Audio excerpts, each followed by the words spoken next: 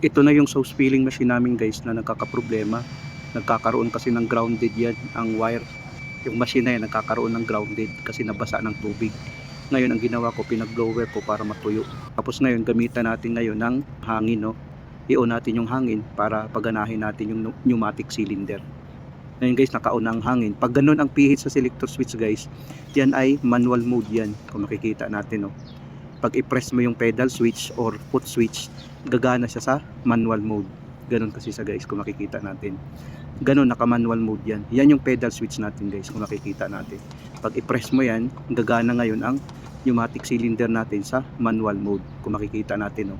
Ngayon, pag i-press mo naman yan sa kabila, pihitin mo sa kabila yung selector switch, yan naman ay automatic. Yan ay ginagamit sa paglilinis ng labor guys, para matanggal yung mga tira-tirang sauce dyan sa loob ng tank.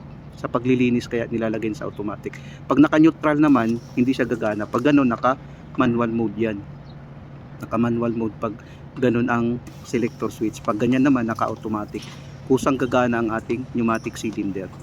Kung makikita natin guys, no, kusang gumagana siya. Kung makikita natin.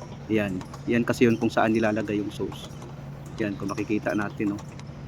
Tapos ngayon, pag ilagay mo naman sa neutral, mamamatay. Ayan kasi yung magnetic sensor natin or reed switch sensor nakakabit sa bawat gilid ng ating pneumatic cylinder.